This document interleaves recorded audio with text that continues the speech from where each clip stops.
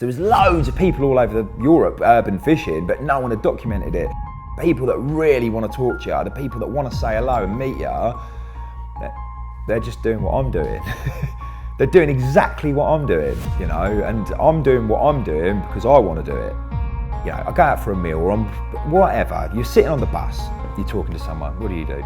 Well, yeah, I like fishing.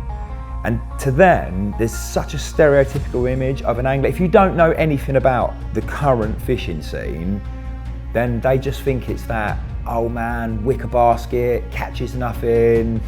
Will there be a next genre or discipline within carp angling, a new market to tap into? I don't know.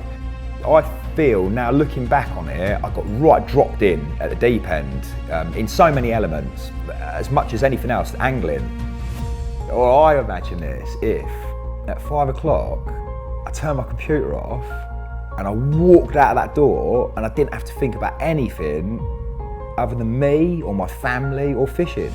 But my life's never been like that. I basically dream, you know, and people might not like it, but I dream of the day that I can just walk into Louis Vuitton and take anything I want.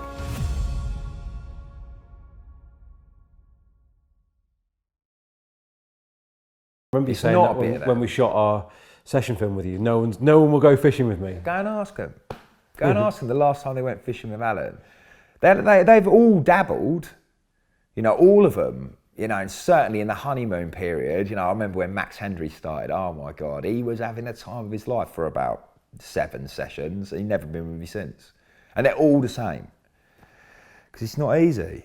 I want to get the best out of my fishing, and that means grafting real hard. So and none of them would want to. They all think I'm fucking stupid, like running around London with fishing rods and that. Like they can't think of anything worse, Rich. All the lads that work here cannot think of anything worse than doing such a thing as that. To answer your question, would I like to hand it? I'd love to have, mate. Yeah, love to have. But to who? Because it's no different really. I might as well carry on making them myself, because if I hand it over and it goes tits up, it's kind of still falling on my shoulders. I made a bad decision in who I handed it over to, and it's not to say I wouldn't still if the right person was there, you know, and I've muted before, you know. Alfie would have been the one. Oh, Alfie, just take Banks off me, please, bro.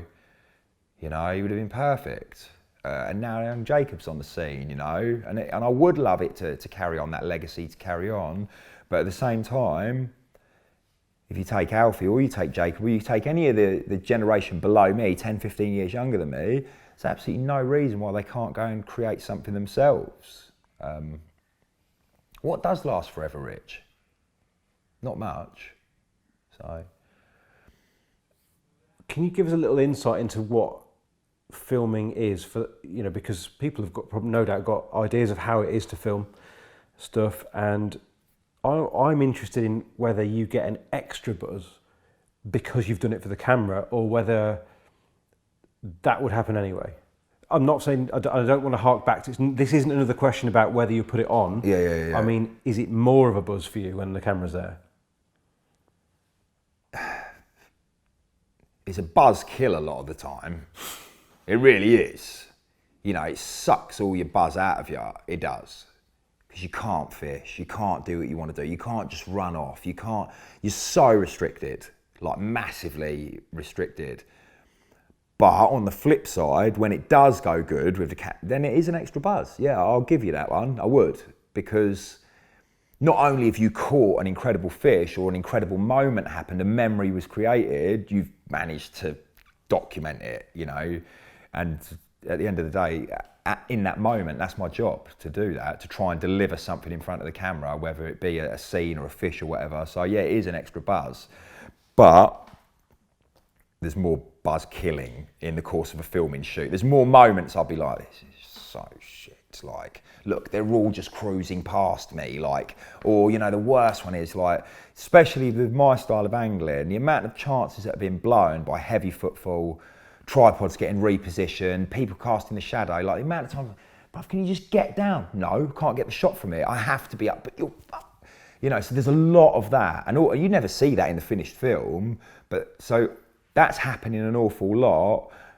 Luckily, something will go good and then it'll be like, yeah. because it's not just me that's buzzing then. You've got like a couple of cameramen of you, now they're buzzing, like, you share that moment. And does that mean that life was a little bit easier when it was you and Ol with like true sort of gonzo style camcorders, just rolling, filming everything, much more light on your feet? Yeah. So going away with Ol, for example, for you, it's joy. It really is joy. I do a lot of the filming. Ol does, so I'd just film myself, you know, and then I would come and we'd do a proper bit to camera, or I would be there for the fish and that, but I could just run around with a GoPro and capture the moment, or stick a video camera in a bush looking at me, and you're just not hindered there. Ollie would never, I don't recall ever him on Eurobanks going, oh no, can you just go back and walk through again? Oh no, I didn't, can you just walk through again? Like, never. I mean, that was the style though, that was what, looking in anyway, that you would make in a pure documentary style. Like, you're trying to capture actuality, you're not trying to add production value. That came later, right? And that is the thing that's eventually drained it for you, like, is the fact that the better your films have got, the more production value they've got, the harder it is for you to just do that pure style of... No, because even up until Eurobank 6, it was only me and Ollie. There was no other people there. So no, that wasn't the reason I wanted to get rid of it. It was just the fearful of, like, what if the next one ain't that great? And then it'd be like... no, but yeah, certainly Dan, he's in charge of the media team. He really... and he's right, you know, he wants to bring in as much good techniques and production value as possible. Just from my point of view as the angler, it's dreadful. It is dreadful, like, it is. Like, and I've heard other people in the industry say exactly the same thing. Now, presumably it's lovely to have catalogued that period of your life and have it preserved on YouTube. Do you ever watch your own material back? Not once. Once you've signed it off, I've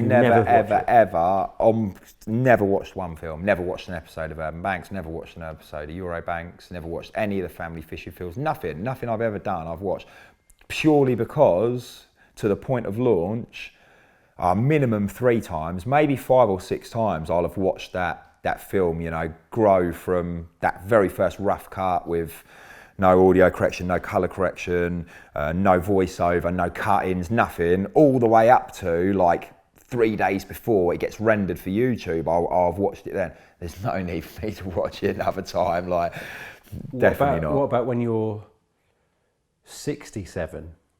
That'd be cool. Yeah.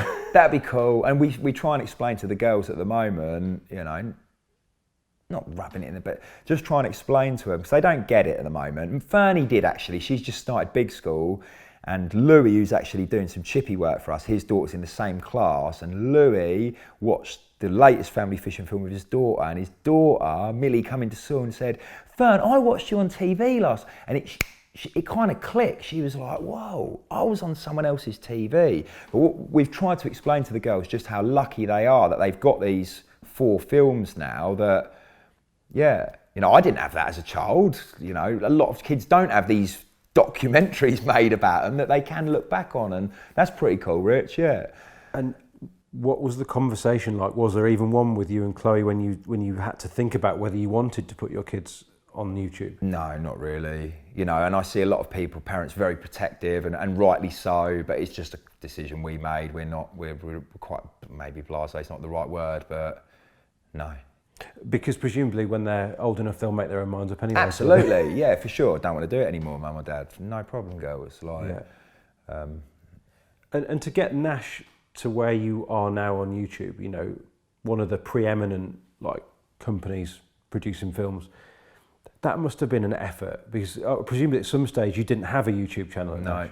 You know, Corder led the way, underwater, promotional DVDs and YouTube around that sort of time as well. We were well behind. And it was a simple case of do something about it or carry on, you know. Falling behind. Yeah, at one point, Rich, it was just magazine, adverts, sponsored anglers, adverts, a few shows, magazine, and then it just went bang, you know, with Corder doing what they're doing with the underwater films, with the decline, albeit slowly at that point, but that you could see that it started to dip off there and then. And social media, just boom, social media. You know, if you didn't roll with it, we would have got left behind. And even me as an individual, I remember Carl Smith saying to me, not so much with my wall, because even though I was very late to getting Instagram, I remember him vividly saying to me, about a year after they'd kind of launched the Insta story concept, he said, Alan, I'm telling you now, if you do not start now, you will not get on this crest of the wave, and you might as well just come off it altogether. And obviously respect him immensely, and I did jump on it very reluctantly, still hate it to this day. I don't get a buzz out of it, I don't get a kick out of it, it's a hindrance, but it's a necessity. And the same with the YouTube films, and yeah, I'd much rather just go fishing, but a lot of that needs to be. But the way that you've ended up manoeuvring yourself in your career is that you're a huge asset to Nash, and that will never go away, presumably, unless you make it go away. Yeah. No, it's needed. Are you working to a point when you retire from public life, as such, in inverted commas? I don't know about that actually, because I enjoy so much bumping into someone in Sainsbury's and them going, oh my God, I watched the film, or I saw this, or I saw your storyline. I like that. I wouldn't say I like, he said, I wouldn't say I'm feeding off it and that makes me do it more.